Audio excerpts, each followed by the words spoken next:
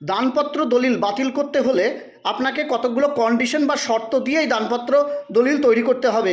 যদি দানপত্র দলিলে লেখা থাকে যে আপনাকে দেখভাল করতে হবে, তার বিনিময়ে এই দান করা হলো বা এই প্রপার্টি দান করা হলো, যদি এরকম থাকে তবেই কিন্তু আপনি দানপত্র দলিল ভবিষ্যতের জন্য বাতিল করতে পারেন।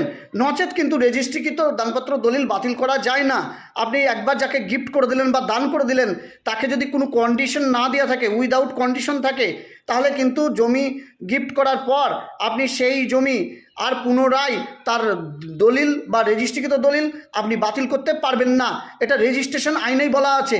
কিন্তু দানপত্র দলিলের ক্ষেত্রে কতকগুলো জিনিস যদি আপনি প্রুভ করতে পারেন, তাহলে রেজিস্ট্রেশন হলেও সেই দলিল বাতিল করা যায়।